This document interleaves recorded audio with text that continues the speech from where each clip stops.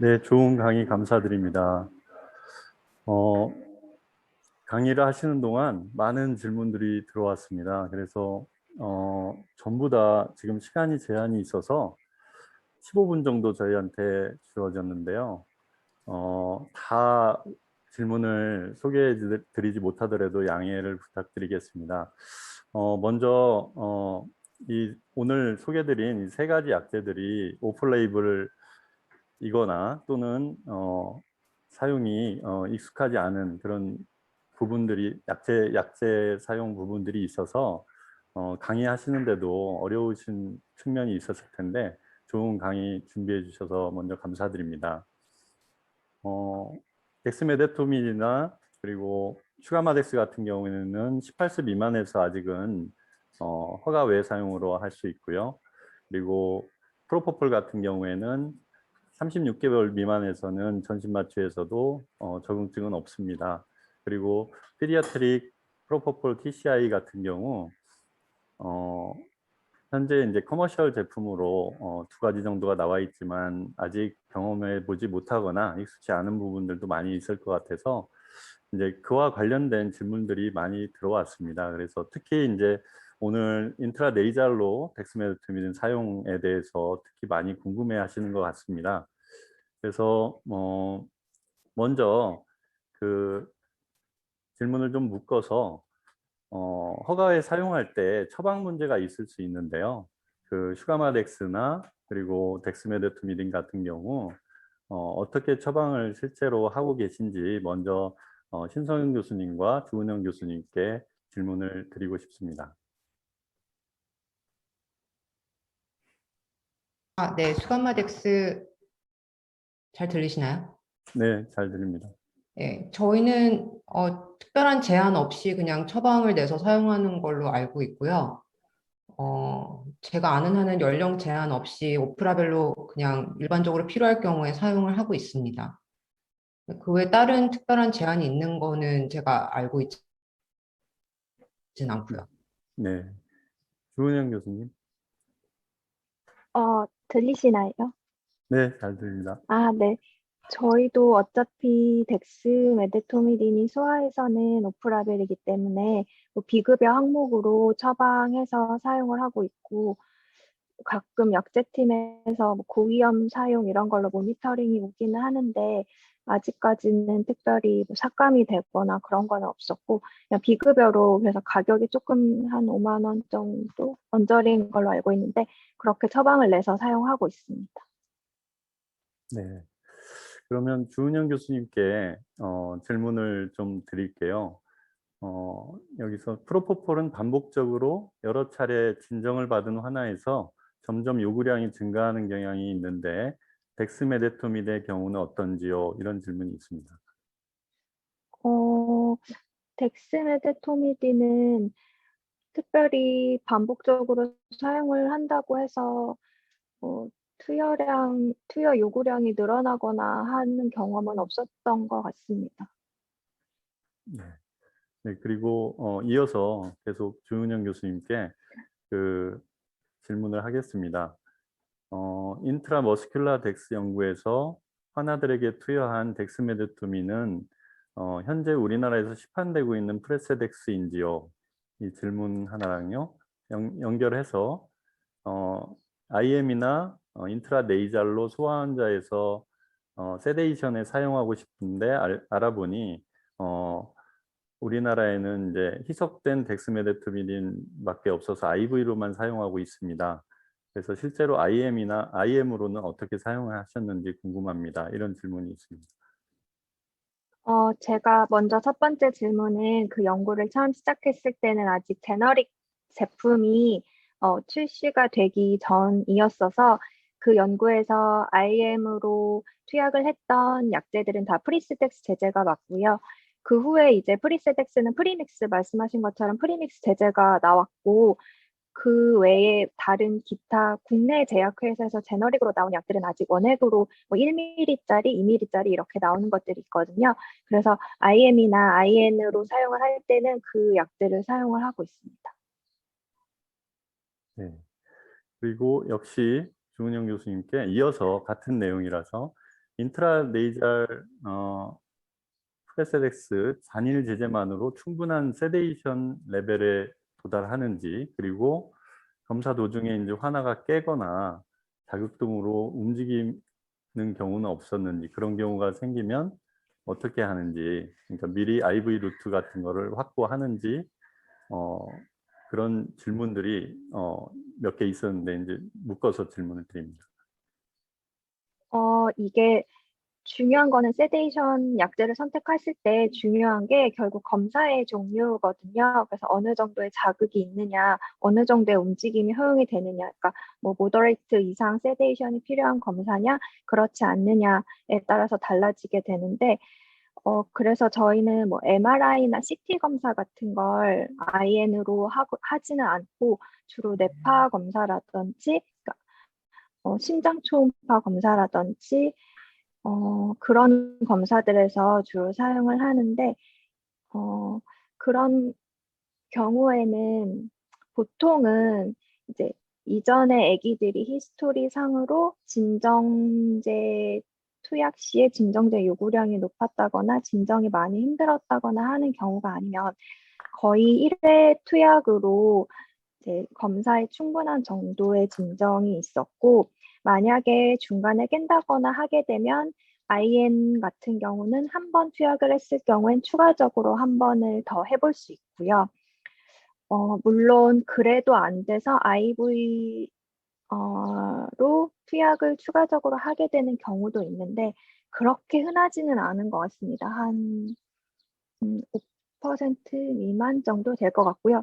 그래서 만약에 IV를 추가로 이제 미리 프랩을 하는 경우라면 IN 덱스를 써서 그렇다라기보다는 먼저 아기 히스토리 테이킹을 하셨을 때 이전에 진정이 굉장히 어려웠고 좀 진정제 요구량이 높은 편이었다 하는 경우에는 IV도 미리 프랩을 해서 하는 경우들이 있습니다. 그리고 이전 연구 논문에서도 발표된 바가 있는데 MRI나 이런 검사는 IN 덱스로는 이제 거의 충분하지는 않다라고 되어 있기는 합니다. 네. 네, 감사합니다. 그리고 그러면 신성현 교수님께 한 가지 질문을 드리겠습니다. 실제로 소아에서 브리디온을 몸무게에 따라 어떻게 쓰시는지, 케이지당 얼마를 드시는지, 그리고 자녀 근유환이나 아나필락시스가 발생한 적이 있는지 궁금합니다. 이런 질문이 있습니다. 네, 사실 용량 같은 경우에는 그냥 성인에 나와 있는 가이드라인대로 쓰고 있고요. 사실 소아들한테 약을 줄 때 뭐 많이들 그렇게 하고 계시겠지만 수가마덱스가 그 cc당 100mg씩 포장이 돼서 나오기 때문에 희석을 뭐 10배 정도 해가지고 체중에 맞게 쓰는 편이고, 아까 말씀드린 뭐 여러 가지 가능한 사이드 이펙트 브라디카디아라든지 뭐 알러직 리액션도 그렇지만 특히 소아에서 브라디카디아가 좀 우려가 될 수 있는데, 그 뭐 기전은 잘 모르지만 좀 천천히 그리고 최소 용량을 사용하는 게 중요하다고는 되어 있거든요. 그래서 특히 소아들이 체중이 적기 때문에 희석을 해서 최대한 모니터링한 거에 맞는 그런 용량을 사용을 하고 있고, 사실 저는 소아에서 알러직 리액션이나 아나필락시스는 개인적으로 경험해 본 적은 없고, 제가 알기로는 저희 병원에서 소아 마취하시는 선생님들께서도 그런 경험이 있었다는 얘기는 들은 적은 아직 없습니다. 그래서 아까 인시던스가 한 뭐 10,000명 중에 2명, 그리고 뭐 높게는 10,000명 중에 5명 이렇게 보고되는 경우도 있는데, 아직 그 정확한 인시던스를 알 만큼 경험이나 데이터가 많지가 않기 때문에. 근데 다만 네오스티그민 자체가 아나필락시스 인시던스가 워낙 낮은 걸로 되어 있어서 그거에 비해서는 좀 주의해서 볼 필요가 있지 않을까 이렇게 생각합니다. 그리고 아까 강의에서도 그 뉴로머스큘러 모니터링의 중요성에 대해서 강조하셨는데요. 실제로 소아한테 적용할 때 그 뉴로머스큘러 모니터링 디바이스의 제한도 있을 수 있을 것 같거든요. 여러 가지 이제 그 급여 고시적인 측면도 있고, 그리고 실제 이제 소아한테 맞는 크기의 장비들을 적용을 해야 되는데, 실제적으로 사용할 때는 그런 게 부족해서 사용하지 못하는 측면도 있는 것 같습니다.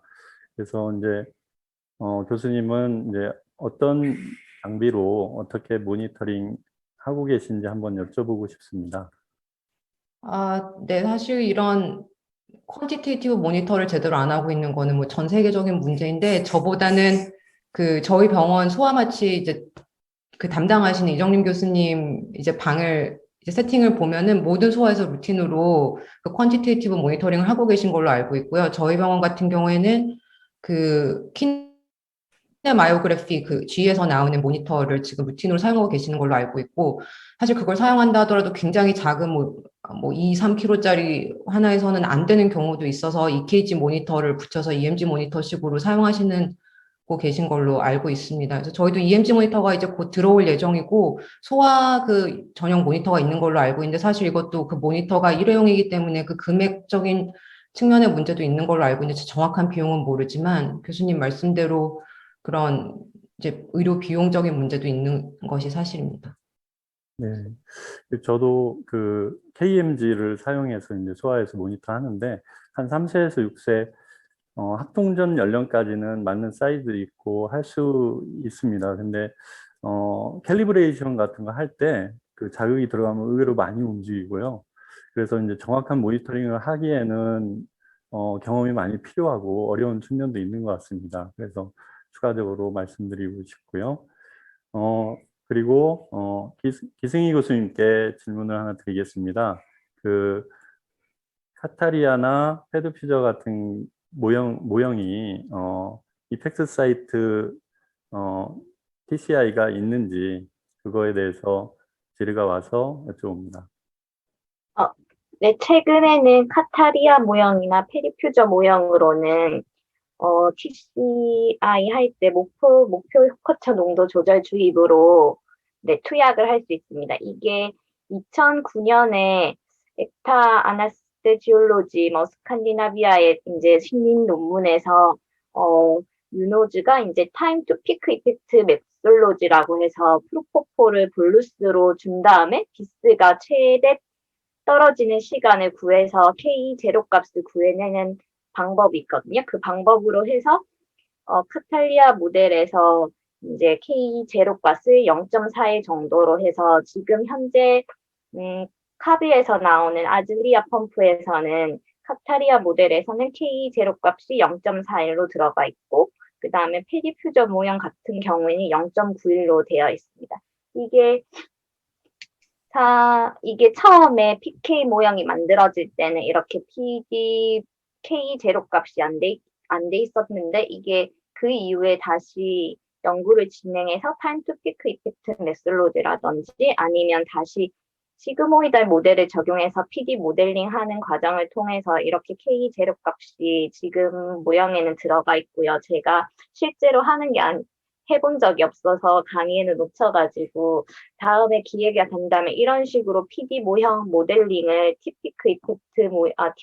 티피크 방법으로 어떻게 PD 모양 모델링을 하는지 아니면 시그모이드 모델링을 통해서 어떻게 PD 모양 모델링을 하는지에 대해서 다시 설명할 수 있는 기회가 있었으면 좋겠습니다.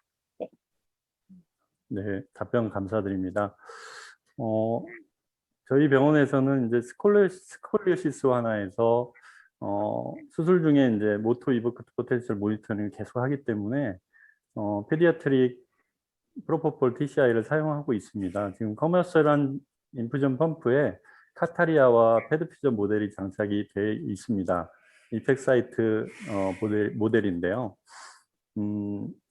그냥 아직 연구로 밸리데이션 된 건 아니지만 제 경험상에서 같은 이제 효과차 농도일 때는 카타리아에서 마치 이제 성인에서 마시 모델이 프로포폴 양이 많이 들어가듯이 좀 많이 들어가는 경향이 있고요. 그래서 이승희 교수님께서 강의의 결론에서도 강조했지만 프로세스 EEG 모니터링, 비스나 엔트로피 같은 모니터링으로 꼭 피드백을 해줘야 적절한 양이 투여가 되고요. 그리고 신경근 차단제를 투여하지 않기 때문에 EMG 액티비티가 증가하고 특히 녹셔스 스티뮬레이션이 강할 때는 그 비스나 EEG가 컨타미네이션이 생겨서 EMG 컨타미네이션 때문에 수치가 올라가는 경향이 있습니다.